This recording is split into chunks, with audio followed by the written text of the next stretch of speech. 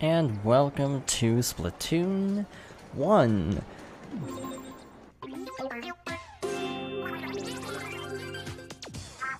Hold on to your tentacles. It's Inkopolis news time. Let's unveil the current regular battle stages. Alright, this is a single player playthrough, so this is irrelevant. So I'm gonna just kinda skip through this really quick.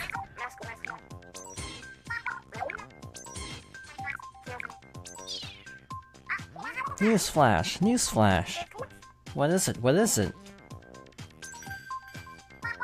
Inkopolis' Great Zapfish has vanished. Wait, seriously? If it isn't recovered soon, are we gonna lose power? Oh, I'm sure it'll be fine, probably. I wonder if it has anything to do with that UFO crash. Sounds likely to me. Well, that's all for now. Until next time. Stay fresh. Welcome to Inkopolis. This is the plaza where all the freshest folk come to chill like krill. Most Inklings here are obsessed with the hot sport in Inkopolis, Ink Battles. The crazy tall building in front of you is Inkopolis Tower. It's the city's most famous landmark. There's a lobby on the first floor of Inkopolis Tower for online battles.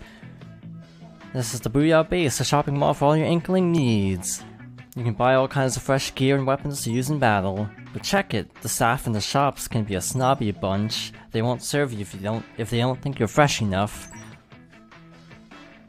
Battle Dojo's on the second floor of that building over there. Check it out if you want to battle your friends one-on-one and sharpen your skills. You might want to steer clear of that back alley, smells a little fishy. And next we have... Huh? Who's that creepy old dude? He seems like the type who could get you mixed up in something dangerous.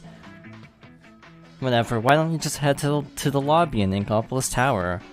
That's where you can get your splat on. Hello Sonic, welcome to the stream. I'm gonna just turn up the sensitivity. That feels a little better. Maybe actually one more notch. All the options are on the bottom screen, so you can't see what I actually just did.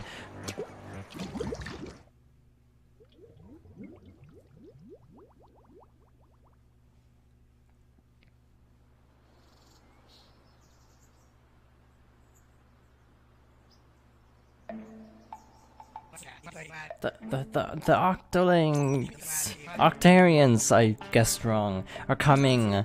No. Oh, hi, guess I lost my cool for a minute there. I'm Captain Cuttlefish, leader of the legendary Squidbeak Splatoon. That look in your eyes, the look I've been looking for. The Great Zapfish that powers Inkopolis has been squidnapped. Nobody believes me, but it's the work of the Octarians. I just know it. They want revenge for the Great Turf War of 100 years ago.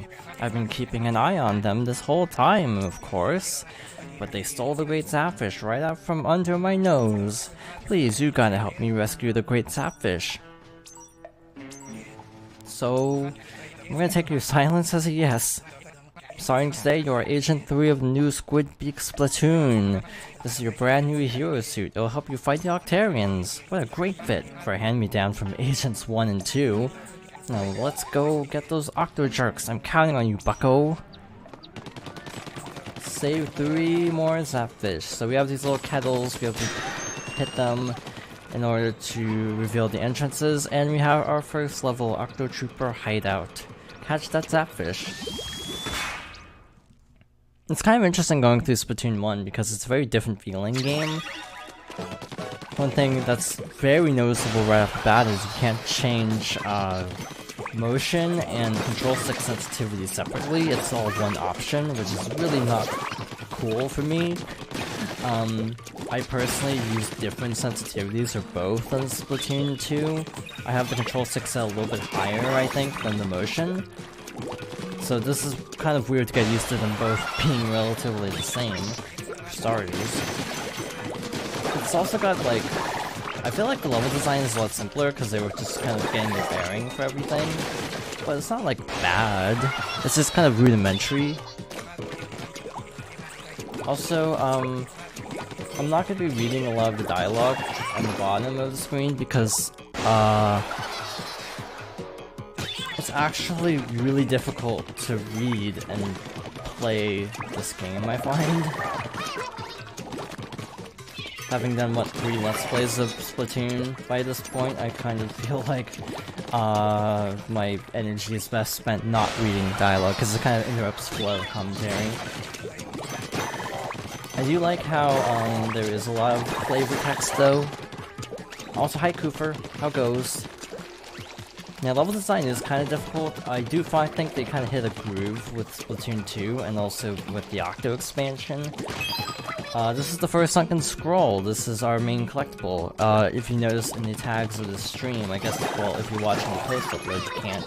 But if you're watching the stream live, you might notice that it's tagged 100%, which means we're going for all sunken scrolls. No other power-ups though, so it's pretty easy going.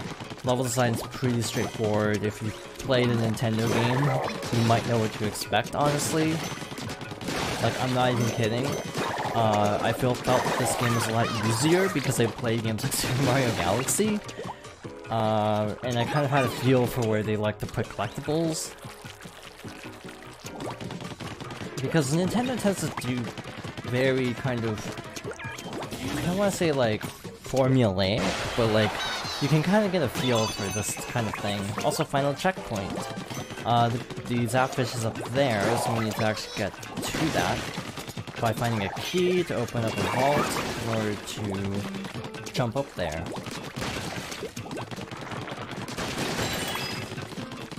Found the key, way to be, Agent 3. I don't know if that's an intentional rhyme, I'm gonna act like it is, because I like it. Alright, so that's stage 1. Zapfish off the port bow, bust it and grab it.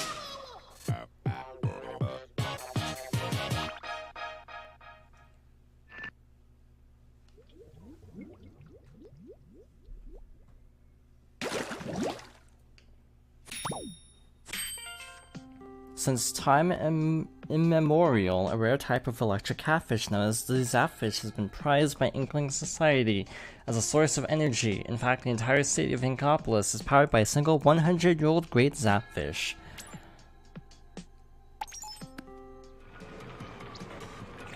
Alright, nice work on your first mission. I knew you could do it, bucko. Alright, so this is the easy part. So this is number 2. This is number 3. It will not ever be this easy ever again, I guarantee it. I spend more time looking for levels than actually in levels most of the time, just as a warning. Player of the Octoballs, wipe your way to the top.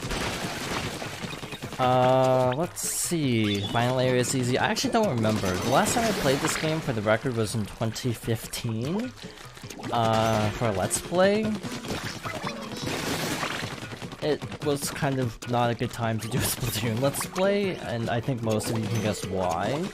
I have this knack of doing Let's Plays right before big channels do Let's Plays, so, yeah, it kind of got overshadowed. Not that I'm a very big YouTuber anyway, but still. Now, I know exactly where the sunken scroll is in this level, because it's hidden in a really interesting spot, and they like to do this in Splatoon, this sort of construct, because I know Splatoon 2 brings back similar level design. So, basically what you need to do is, you're supposed to climb up, fall through the grate in squid form. You can actually just jump down, which I find a lot easier, because then you avoid the squeegee, so that's just my personal preference.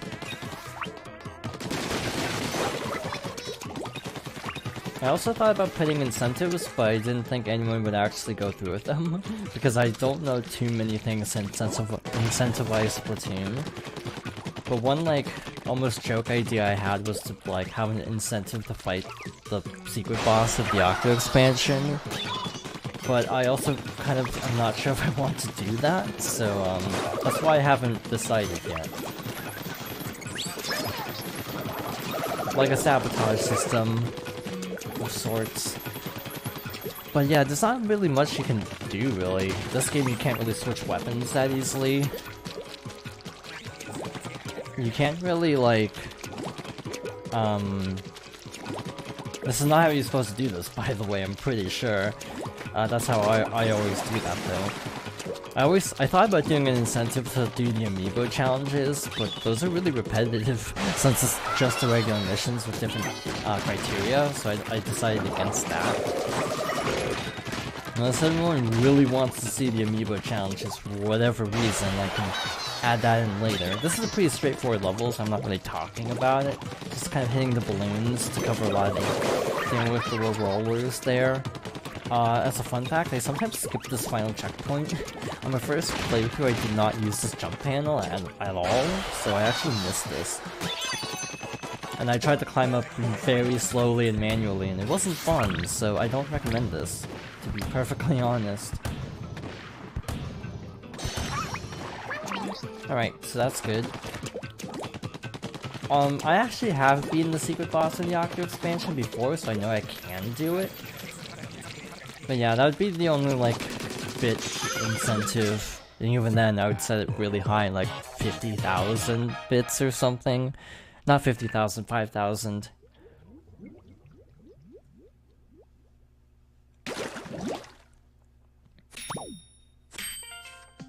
We Octarians dwell in a world deep underground. The individual caves in which we live are connected by a network of transport devices known as kettles. Wow, you learn something new every day.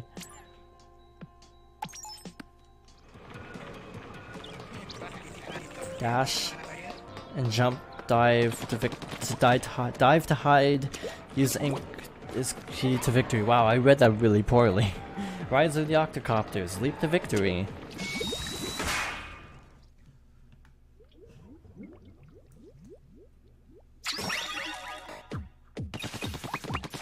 Alright, so this is our tutorial on squid jumping. Beaten Girl Power Station. I haven't even done the other challenges. I started doing them, I got to like rail B, then gave up. Because there's the one in Snapper... Is it Snapper Canal? Where you have to do a tower control with a blaster, and I suck with blasters, so I gave up. So actually have never done that. I stopped there, in terms of trying to do all the weapons. I'm not that much of a completionist. I got all the mem cakes, I got the rewards of beating the secret boss. I'm good, I'm satisfied. Yeah, we have to kind of squid jump ZL and X. I am having to instinctively stop myself from saying B. I'm gonna be honest with you. I really want to say B button because Splatoon 2. I did. Actually, for some reason, didn't have any trouble with it. Yeah, I didn't do them with all weapons, because that's like too much of a headache for me. There's the sunken scroll, that was really easy.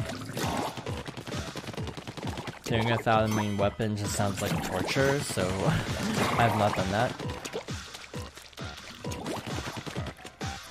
Alright. There we go. Yeah, actual Girl Power Station I found a little bit overhyped. To be perfectly honest, I struggled with it the first, like, 3 attempts, but, I just started going in with my main, which at the time was, like, dually sculptures, I think was an option for that mission, and I just went in with those and just kind of went ham. Just destroyed everyone before they got even close. And then I had no problem. It's a mission that favors aggression. At least for the, you know, just normal clear, not any of the challenges. I can't tell you how to beat it without my main, because I don't know how to use anything else. Yeah, I'm pretty sure if there was a dually option, that's what I used. I didn't have a problem because of that. By the way, there's an armor system, it stacks up to 2, so I think we have max armor. We also have a special, which is an Inksuka, but basically, if you finish the stage with armor or a special, you end up getting a bonus, as you can see on the right.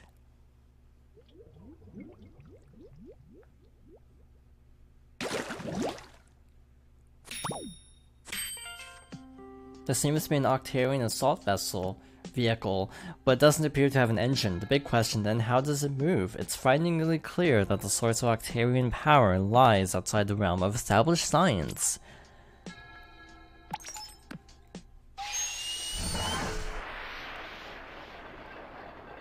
The Zaphish's power has opened up the boss kettle. So we have our first boss battle. This will be interesting.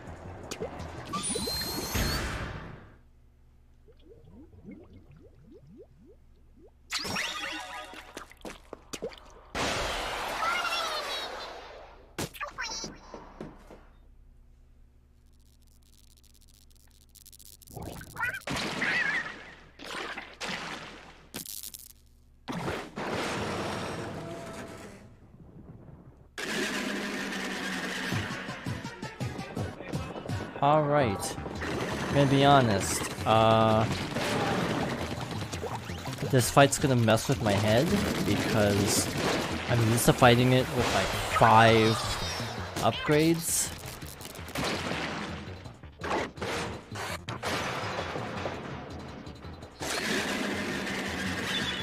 Like, I'm expecting an Octo Commander to pop out, I'm expecting like all the weird like padding on it, like in the Octo expansion, so like actually fighting it vanilla is really weird. Also, hello, Futaba. Hope you feel better.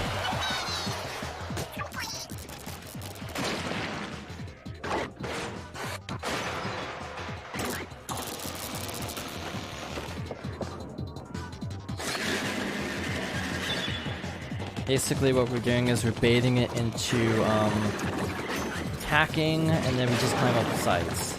Again, no frills, no gimmicks. This is like actually like messing with me how easy this is.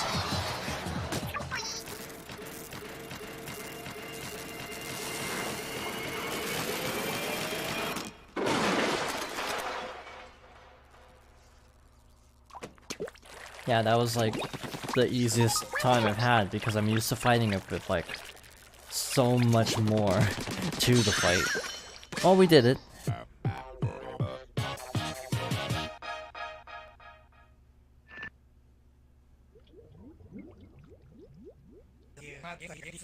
Fast, they have the great Octo weapons on their side. At any rate, good work, Agent 3. Keep it up, it's a long road to the Great Zapfish.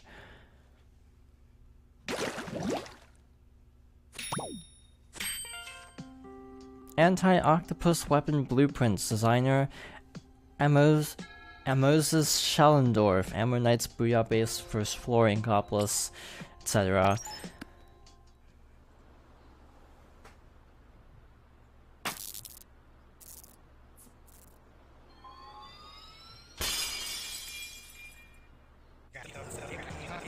The gate is open, let's head to the next area.